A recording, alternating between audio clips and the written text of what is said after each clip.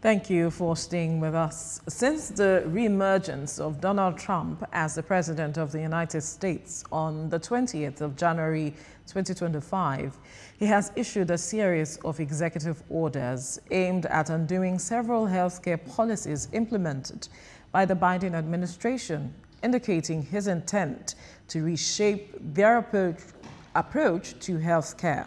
According to a U.S. Embassy publication, since 2021, the U.S. has committed to providing nearly $20 billion in health programs in Africa.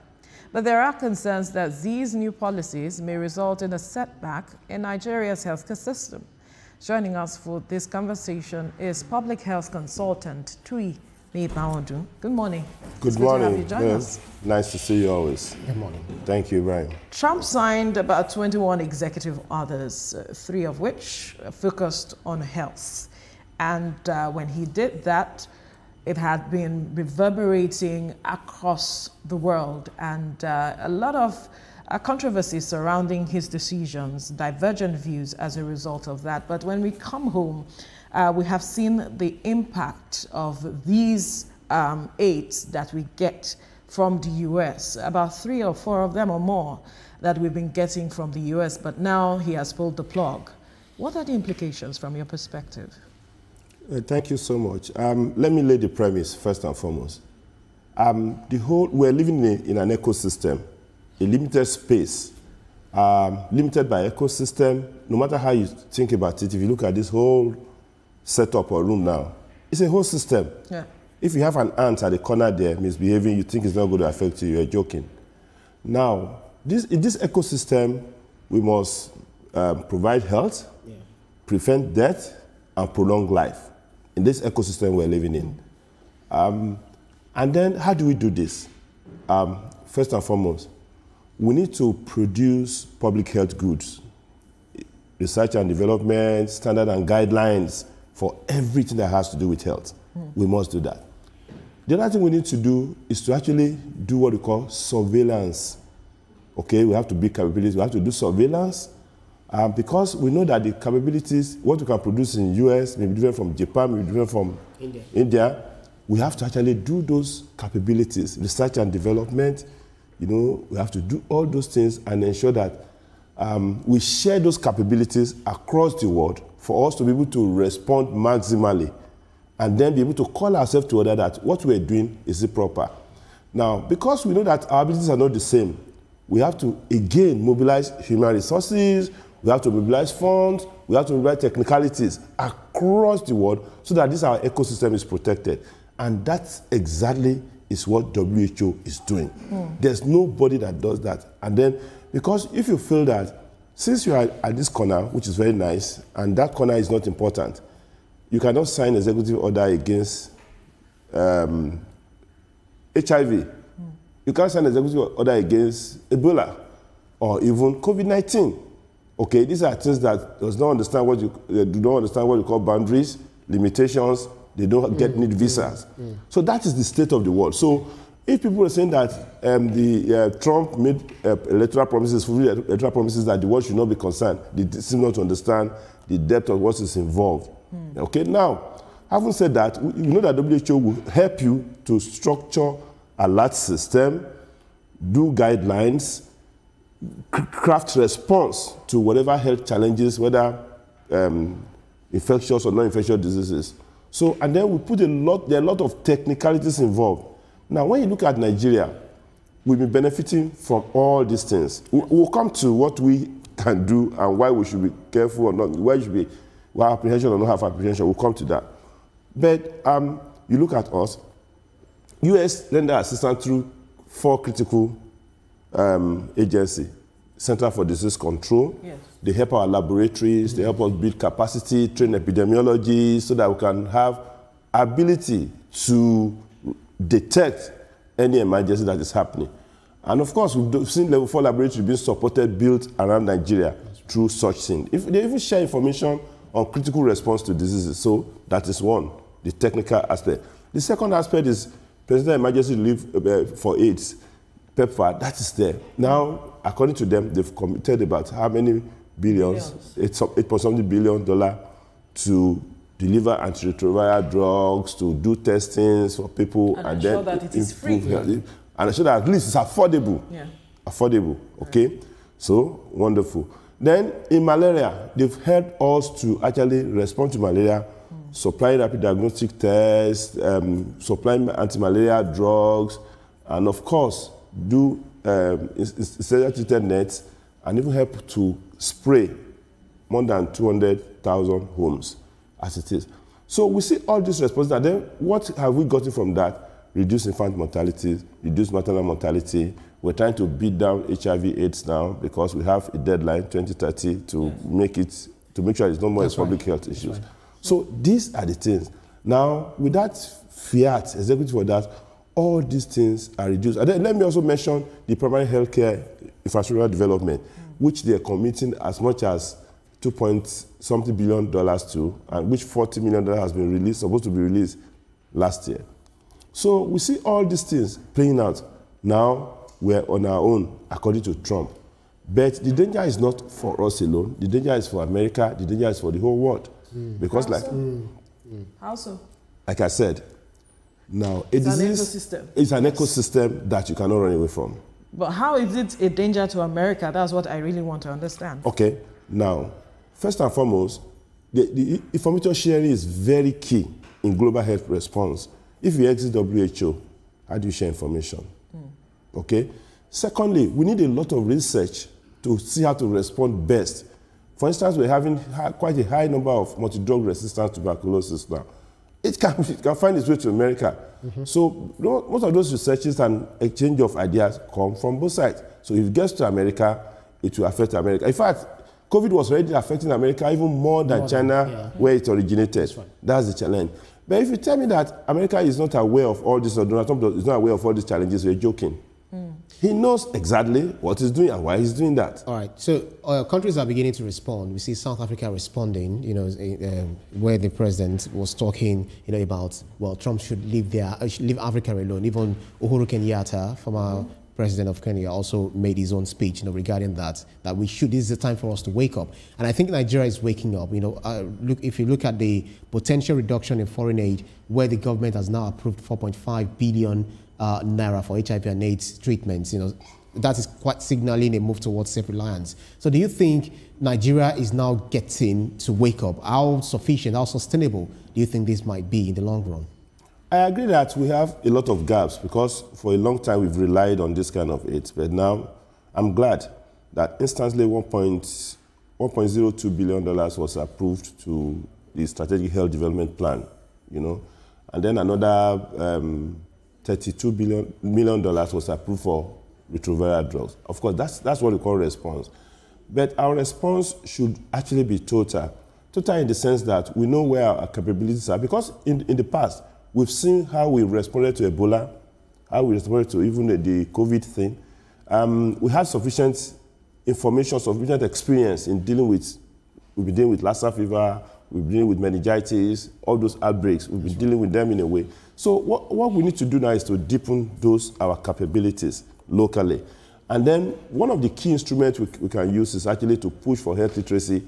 Now you are devolving power to the local government to be able to respond at that level. So we have to further empower them to be able to respond at that level of local government through health literacy, through information, through participation of the community. So that will let us spend minimal amount of money instead of trying to see as the money. Then the other component is what I've seen with our responses to the strategic investment in health products, which means that government is helping people to build, industrialists to build health, like drug manufacturing capacity, diagnostic capacity. We have to actually still work more and more on that. Because in reality, even if you feel that America may reconsider their decision, it's a signal that it can happen one day that even whether EU or whatever, or UK can walk away from the developmental partner.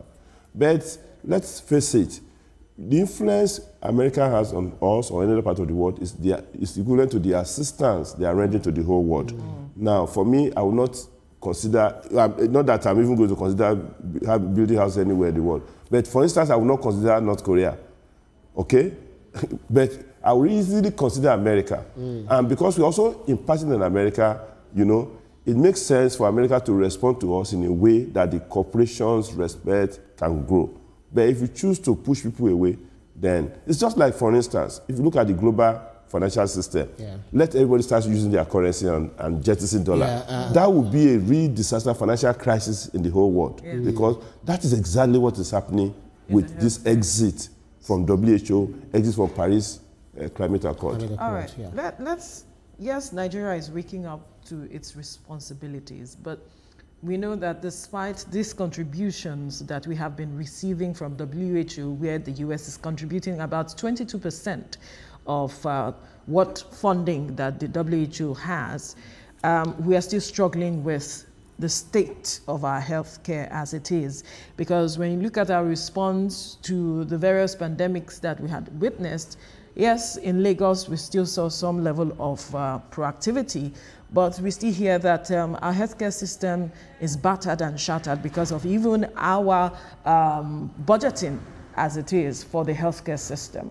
As much as we wake up to our responsibilities now, with the state of our healthcare system, if there is a pandemic, where does this leave us? If there is an epidemic, where does this leave us? We are still struggling, whether we like it or not. Look at the state of our primary healthcare. How many are functional? In fact, some places, doctors refuse to go to the healthcare centers because of the state which they are in. How do we ramp up everything that we need to rise up to this responsibility that has been thrown at us? There are short-term intervention, there are long-term intervention. The long-term intervention we've seen is that the Minister of Health and Social Welfare has actually pushed forward the need to train more health workers. That is happening. I agree that our primary healthcare system is not working. First and foremost, we need to cut waste. There are a lot of waste happening in our budgeting system. Yes, we push for the 15% budget. But what are we doing here? Out of about $51 trillion we're budgeting, only about $2 trillion is for health. That's still about 4.8%. We're not there yet. But what we need to do is to use those resources appropriately, okay, and reduce waste, as the case may be.